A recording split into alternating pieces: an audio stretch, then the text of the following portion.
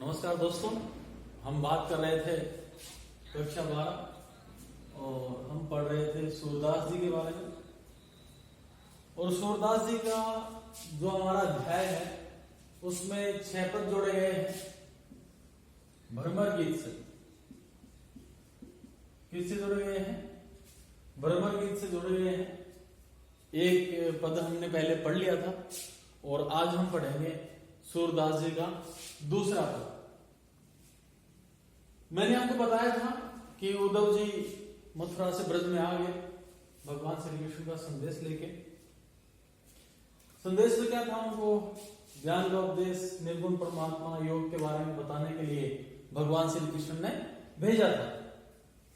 उद्धव जी आते हैं और आकर के गोपिकाओं को योग का संदेश देते हैं, उनको निर्गुण परमात्मा की भक्ति करने के लिए कहते हैं। गोपिकाएं उनकी बात को स्वीकार नहीं करती हैं और वो अपना तर्क देती हैं। और यहां पर इन्होंने योग और निर्गुण परमात्मा के ऊपर भक्ति का महत्व है वो प्रतिपादित किया है। यानी कि मोक्ष से बड़ा उन्होंने भक्ति को बताया है, क्योंकि गोपिकाएं हैं वो भक्ति की पक्षधर है।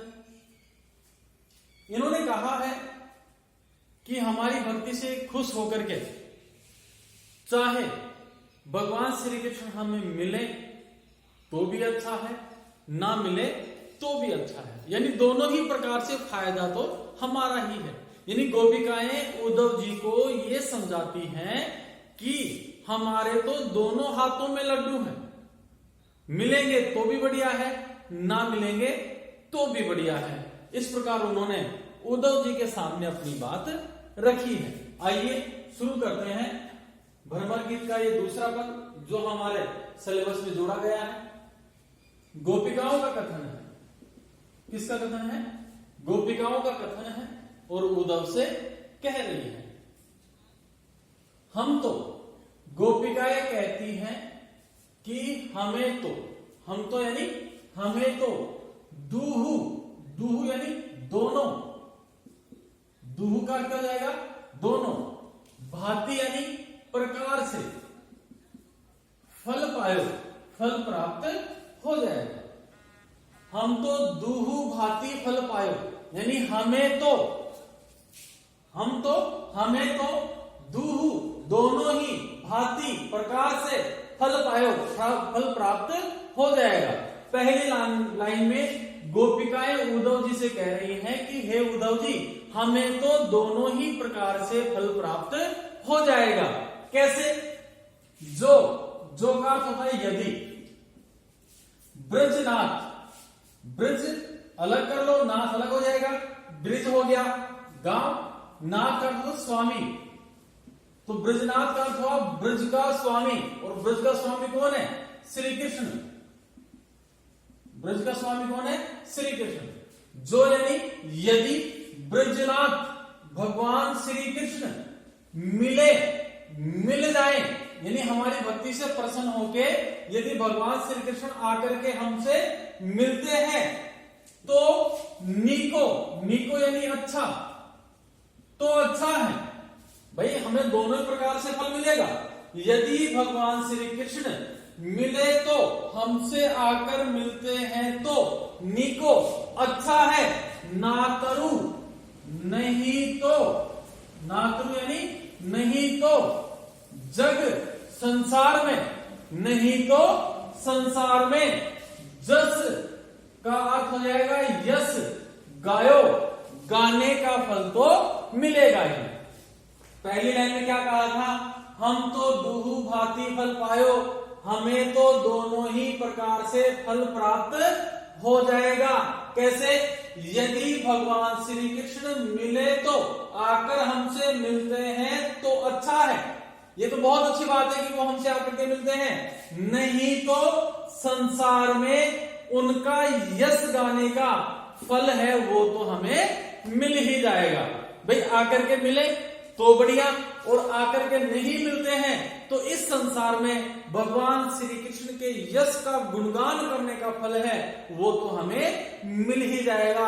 अर्थात गोपिकाएं उद्धव जी से कहती हैं कि हमें भगवान श्री कृष्ण की भक्ति करने में कोई भी नुकसान नहीं है, फायदा उसमें हमारा ही होना है।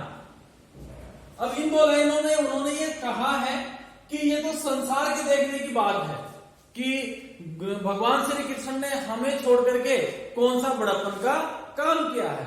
भाई हमें छोड़ करके गए, वहां उनकी दासी कुब्जा है, उससे वो प्रेम करने लगे, उसके साथ रहने लगे, तो एक दासी के साथ रहना ये कोई बड़प्पन की बात नहीं है।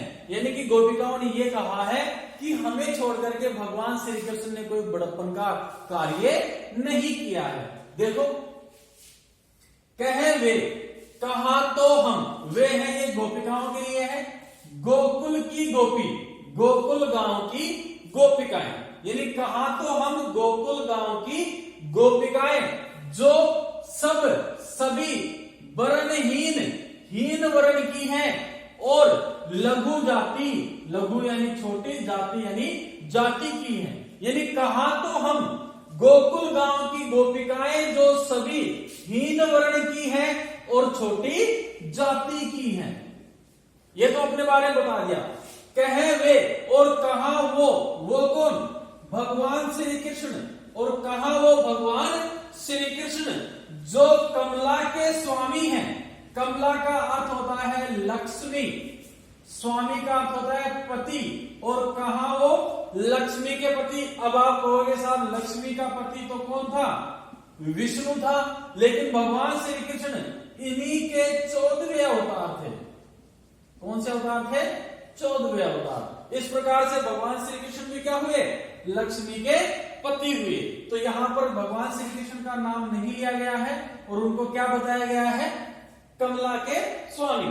कहे वे और कहा वो भगवान श्री कृष्ण जो कमला के स्वामी, कमला यानी लक्ष्मी के यानी के स्वामी यानी पति हैं। कहा वो लक्ष्मी के पति हैं अर्थात विष्णु के अवतार हैं। संग कुब्जा के साथ एक पंक्ति में मिली बैठी, मिलकर बैठते हैं। और कहा वो लक्ष्मी के स्वामी भगवान श्री कृष्ण जो एक कुब्जा के साथ एक पंक्ति में बैठते हैं, अर्थात इसमें बड़प्पन वाली कोई भी बात नहीं है। ठीक है, अर्थात उन्होंने हमें छोड़कर के कोई बड़ाई का कार्य नहीं किया है, कोई बड़ा काम नहीं किया है। अब उद्धव जी के सामने एक उदाहरण और रखते हैं, यहां पर इंपॉर्टेंट लाइन है कि उन्होंने ये साबित किया है कि जो वेदों का अध्ययन करने वाले हैं, ज्ञानी मुनि हैं, जो रात दिन सालों भर तक महीनों हिमालय में कहीं और वन में जंगलों में जाकर के तपस्या करते हैं, ज्ञान प्राप्त करते हैं, उनको भगवान श्री कृष्ण आसानी से प्राप्त नहीं हो सके। लेकिन हमारी भक्ति का यह प्रभाव था कि उन्होंने कुछ समय इस ग्वालों की बस्ती में भी हमारे साथ बिताया था। तो एक प्रकार से यह हमारी भक्ति की ही विजय है। देखो इस लाइन में निगम ध्यान, निगम यानी वेदों का, निगम का क्या हो जाएगा? वेद। ध्यान यानी अध्ययन करने वाले, तो निगम ध्यान का क्या हो जाएगा? वेदों का अध्ययन करने वाले। मुनि ज्ञान, ज्ञानी मुनियों के लिए भी वेदों का, निगम तक का क्या हो गया? वेदों का ध्यान यानी अध्ययन करने वाले। निगम ध्यान का क्या हो गया? वेदों का अध्ययन करने वाले।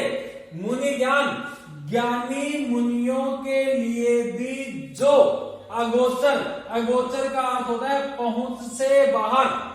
अगोचर का क्या होगा? पहुंच से बाहर, यानी कि वेदों का अध्ययन करने वाले और ज्ञानी मुनियों के लिए जो अगोचर हैं, इंद्रियों की पहुंच से बाहर हैं, उनकी पहुंच से बाहर हैं। ते का होता है वे कौन?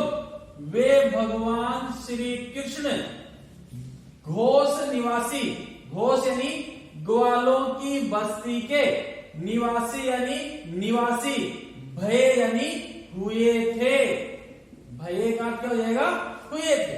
अब देखो वेदों का अध्ययन करने वाले ज्ञानी मुनियों के लिए जो पहुंच से बाहर है, वही भगवान श्री कृष्ण ग्वालों की बस्ती के निवासी हुए थे। अर्थात वही भगवान श्री कृष्ण हमारे साथ कुछ समय के लिए यहाँ पर रहे थे, हमारे ग्वालों की बस्ती में उन्होंने अपना समय बिताया था। तो एक प्रकार से किसकी विजय हुई? भाई ज्ञानी मुनि है, प्राप्त नहीं कर पाए, वेदों का अध्ययन करने वाले हैं वो भी प्राप्त नहीं कर पाए, और हम उनको आसानी से प्राप्त कर चुके हैं।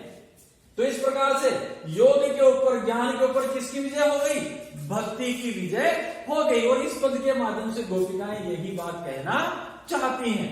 आगे देखो, ता ऊपर यानी इसके बाद, ता ऊपर यानी इसके बाद, साच कहो, साच यानी सत्य, कहो यानी कहना, इसके बाद भी उद्धव तुम सत्य कहना, धो यानी वो, मुक्ति यानी मोक्ष, मुक्ति का क्या जाएगा? मोक्ष। मोक्ष समझ गए आप? मोक्ष का मतलब है कि हमें जो मनुष्य जन्म है वो 84 लाख योनियों में जन्म लेने के बाद मिलता है। मोक्ष के लिए मैं बता रहा हूं आपको कि हमें मनुष्य जन्म मिला, लेकिन मनुष्य जन्म कब मिला? जब हमने 84 लाख योनियों में जन्म लिया और मरे, उसके बाद हमें मनुष्य जन्म मिला। अब एक बार जन्म लेने में हमें सैकड़ों बिच्छू काटे, इतना दर्द होता है। यानी एक बार जब कोई बच्चा जन्म लेता है तो उस समय इतनी पीड़ा होती है जैसे सैकड़ों बिच्छू एक साथ काटे, और जब हमारी मृत्यु होती है तब भी हमें पीड़ा उतनी होती है कि सैकड़ों बिच्छू एक साथ काटे। और ये काम कब तक चलेगा? 84 लाख बार ऐसा होगा। उसके बाद हमें जन्म मिलेगा मनुष्य जन्म। और मनुष्य जन्म क्यों मिला? कि हम उस परम परमात्मा की भक्ति करें और भक्ति से खुश होकर के वो हमें क्या करें? हमें मोक्ष प्रदान करें। अर्थात 84 लाख जन्म मरण का ये जो बंधन है, इससे हमें मुक्ति मिल जाए, और वही मुक्ति क्या कहलाती है? मोक्ष कहलाती है। अब ये मुक्ति किससे मिली? मुक्ति किससे मिली? भक्ति से। तो अब बताओ कि ये मोक्ष बड़ा है या भक्ति? क्योंकि मोक्ष तब मिला जब हमने क्या की? भक्ति की। इसलिए वो कह रही है धो यानी वो, मुक्ति यानी मोक्ष, कौन की दासी, कौन की यानी किसकी? दासी यानी दासी है। हे उद्धव, इसके बाद तुम हमें ये बताना कि वो जो मुक्ति है, मोक्ष है, वो किसकी दासी है? जवाब हमारे पास है कि वो किसकी दासी है? वो भक्ति की दासी है। अर्थात परम परमात्मा को किसके द्वारा प्राप्त किया जा सकता है? भक्ति या प्रेम के द्वारा ही प्राप्त किया जा सकता है। अब वो निवेदन कर रही है उद्धव से कि गोपिकाएं हैं, वो बार बार संकेत दे रही हैं कि हम आपकी बात नहीं मान सकती, हम आपके कहने से निर्गुण परमात्मा की भक्ति नहीं कर सकती, ये योग का संदेश है, आप हमें मत दीजिए। लेकिन उद्धव है कि वो बार बार उन्हें योग का संदेश दे रहे हैं, इसलिए गोपिकाएं अब निवेदन कर रही हैं जोग कथा। जोग यानी योग, कथा यानी कहानी। हे उद्धव, उद्धव का क्या जाएगा? उद्धव। तो सबसे पहले इसका हम लगा लेंगे, हे उद्धव, योग की कहानी पा लागो, हम तुम्हारे पैरों में पड़ती हैं, तुम्हारे पैर पकड़ती हैं, बारंबार यानी बार बार, ना कहू मत कहो। इस लाइन का अर्थ यह हुआ कि हे उद्धव जी, हम तुम्हारे पैरों में पड़ती हैं, गिरती हैं, तुम्हारे पैर पकड़ती हैं, हमें योग की कहानी तुम बार बार मत कहो। योग कथा, योग की कहानी, उद्धव यानी हे उद्धव, पा लागो, तुम्हारे पैर पकड़ती हैं, बारंबार यानी बार बार, ना कहू यानी मत कहो, आप हमें योग की कहानी बार बार मत कहो। अब सूर यानी सूरदास जी कहते हैं, श्याम तजी, श्याम यानी भगवान श्री कृष्ण को, तजी यानी छोड़ करके, और यानी किसी और ईश्वर की, भजे यानी भक्ति करता है।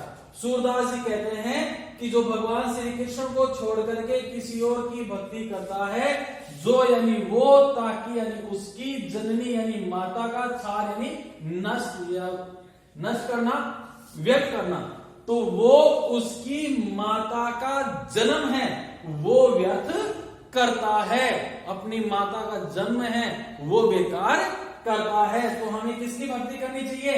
भगवान श्री कृष्ण की भक्ति करनी चाहिए। इस प्रकार ये जो दूसरा पद है इसमें गोपिकाओं ने निर्गुण परमात्मा के ऊपर, मोक्ष के ऊपर, योग के ऊपर भक्ति का महत्व प्रतिपादित किया है, यानी भक्ति और प्रेम को इन सबसे ज्यादा बड़ा बताया है। धन्यवाद।